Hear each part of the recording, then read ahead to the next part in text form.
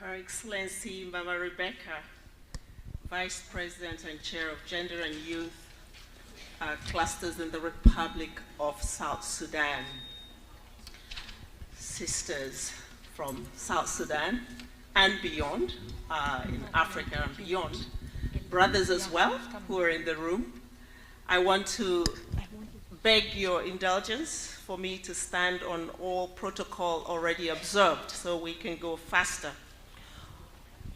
On the 15th of August, 1999, at exactly 11:55 p.m., while struggling with the reality of being a human instead of a myth, the strong Black woman passed away.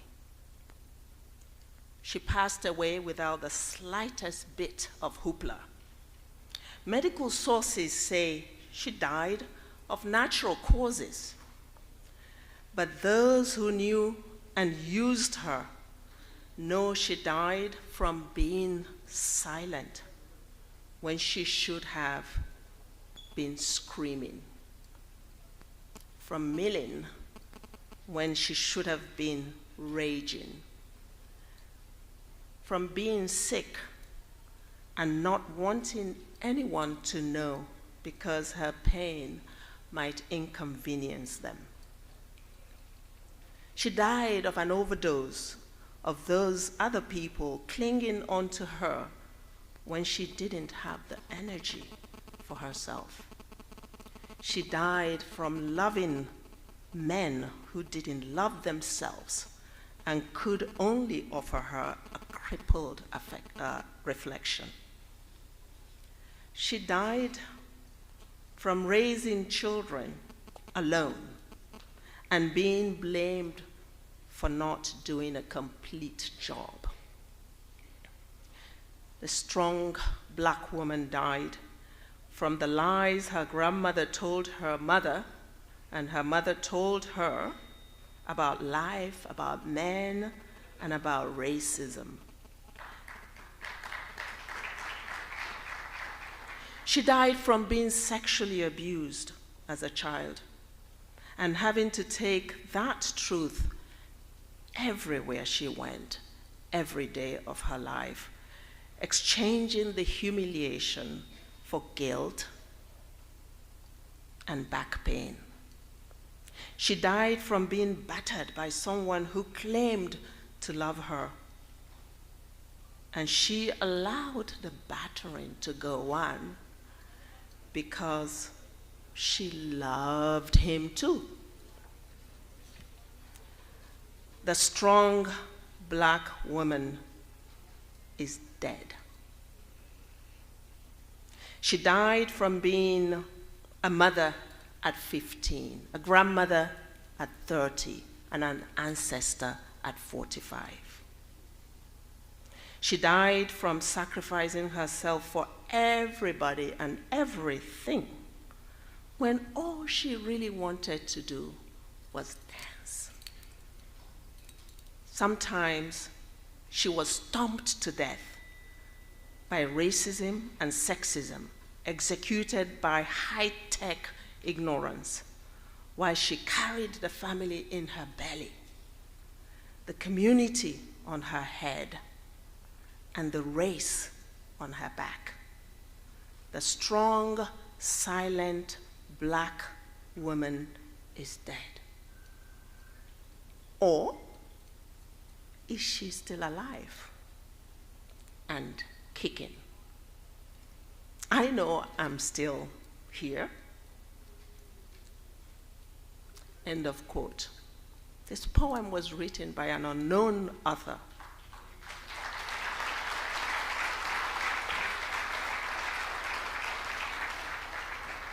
And Madam Vice President, I wanted to start there because sometimes moments like these get us on a high. We come together We celebrate each other, we connect with each other, we connect with the energy, but then we go back to our places of loneliness, of aloneness, and we continue to suffer. And very little in our reality changes. So some of us have traveled from far away to come to this conference, which as a UNDP official, I'm very proud that we have been part of it. We have come here not because South Sudan is close by, but because we understand the importance of the journey, the sojourn, and the distance that this country has traveled, as we heard from our sister earlier. Your Excellency, this morning, you recognized the solidarity that we have with the people of Turkey and Syria as we witness the unfolding human tragedy that was occasioned by an earthquake. I want to join you and also solicit the audience to pause for a second, to take it in, that in a matter of hours, more than 30,000 people were buried. Let's just pause for a second and think about it. Let us be with them, those communities, those families that suffer now from something that was not man-made, a natural disaster. Ladies and gentlemen, even as we consider that, I want to propose that the pain, the suffering, the death that we experience in this country, on the continent of Africa, is largely man-made earthquakes. And I also want to say that that earthquake, at the heart of it, is exclusion and exploitation of women. And today, we come together to make a commitment to start laying the tracks that will see the end of this earthquake.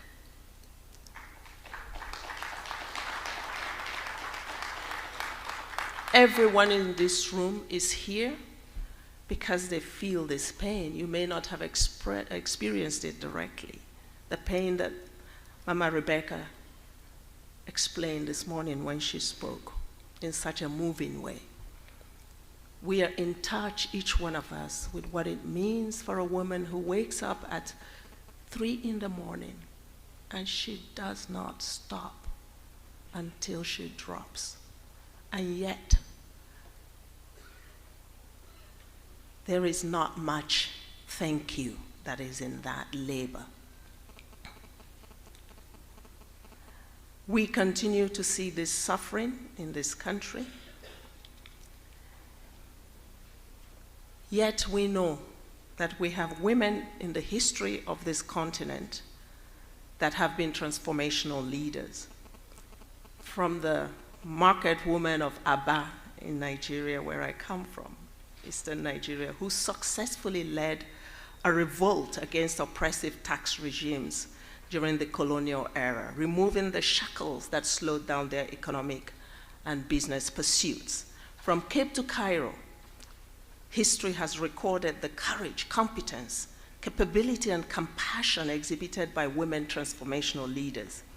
In the recent times, President Ellen Sirleaf Johnson, who we shall hear from shortly, in her 2 terms as president, advanced women's political leadership in Liberia and won a Nobel Peace Prize for her work in promoting women, peace, and security in that country, and now extended to Africa. We have women such as our sister Lima, the Nobel Peace Prize winner, who stood against war, oppression, and demanded peace for her people. She's here with us today, as are many rural women whose voices and achievements are rarely documented. This conference will elevate their voices. In South Sudan, in this beautiful country of beautiful people, we recognize our gallant women liberators, starting with Her Excellency, Mama Rebecca. Her Excellency, the First Lady, Mary Iron, whose words we just heard, Honorable Rebecca Okwachi, Honorable Mary Apai, Honorable Angelina Tenney, Mary Nyaulang, Ambassador Situna Abdallah, Honorable Matika Matindar, just to name a few, and I could go on. There are so many more of Africa's foremost transformational leaders in government, in the United Nations, if I may say. Some of them are here, in civil society and in the private sector. So, what we talk about here today, ladies and gentlemen, is real. It's no longer a taboo that we dare to imagine a world led by women, and Africa led by women, and a South Sudan with women at the helm, moving and shaking and creating hope for the generations to come. This conference is timely as South Sudan enters a critical time in its history, promulgating a new constitution and conducting the first ever elections as a sovereign state. It is also a critical period as we have seen resumption in violence in Upper Nile as well as Eastern Equatoria. It is disheartening to see the unimaginable suffering of women and children who are already burdened by climate insecurity. It is equally disturbing as we watch and witness the resumption of conflict in Eastern DRC, leading to repeated and prolonged suffering of women in that country as well. It is no coincidence, therefore, that this conference is taking place on the heels of the visit of the Pope to both countries. And I want to ask that we be guided by the words of the Pope during his visit here, and I quote, "Women, mothers who know how life is generated and safeguarded need to be increasingly involved in political life and decision-making processes. Women need to be respected for anyone who commits an act of violence towards a woman commits it towards God." End of quote. If you agree with the Pope, I want you to say yes. Yes. Despite South Sudan's significant normative advances that have resulted in increased formal participation of women in politics and governance institutions, there is still a gaping hole. Still exists significant institutional, social, economic, and cultural impediments that constrain women's effective participation in decision-making, particularly in conflict resolution, but also in state building, in post-conflict recovery, and in the economy. And of course, the delays that we're seeing in the implementation of certain aspects of the revitalized peace agreement remains a challenge in the quest for gender equality and women's empowerment. Women's economic and political empowerment is central to realizing women's rights and gender equality.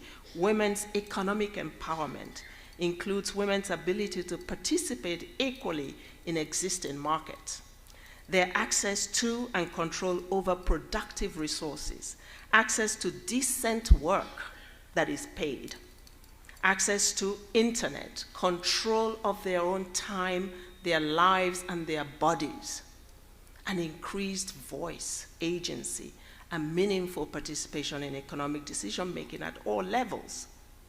When more women are given equal access to paid work, economies grow, kids go to school and they stay in school, and their health and nutrition are secured. Women's economic empowerment boosts productivity. It increases economic diversification and income equality. How do we increase the number of women in paid work, not just in South Sudan, but on the continent of Africa? Your Excellency, I want to conclude with an interaction I just had during the break with two women. One, a young woman called Angelina. She was only 2 when conflict expelled her from her own country and from the embrace of her parents. She ended up a refugee all those years. And I asked her, why did you come back? She said she came back as an adult to help, to support. Did you have to? She said, no, I had other opportunities. But what made it possible for her to come back as an enabled woman, even though she was a refugee in next door Ethiopia for all those years? She went to school. She attended school supported by UN agencies, UNHCR among others, UNICEF. She was invested in even as a refugee. Some of the partners here paid for that. Angelina comes back, and today she's a leader in trying to bring healing to communities who have been broken and dislocated. That is hope, ladies and gentlemen. That is hope.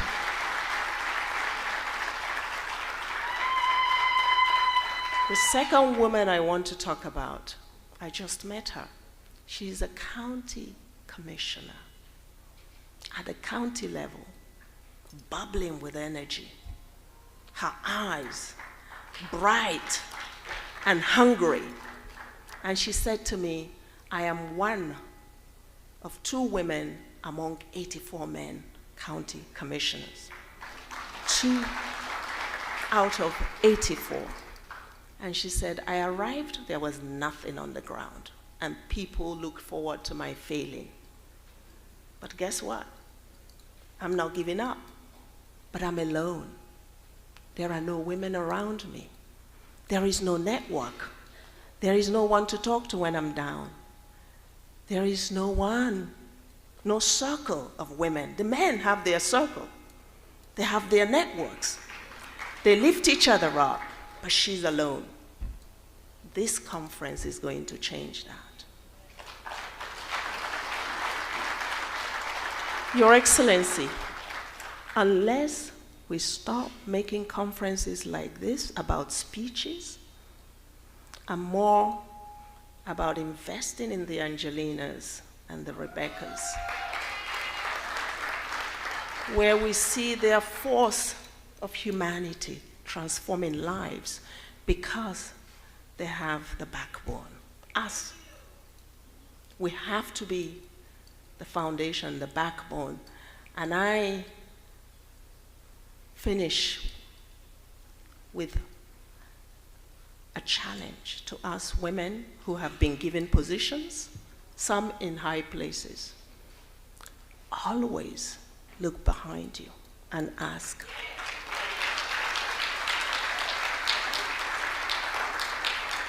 who do I have following? Who have I helped to follow? Thank you.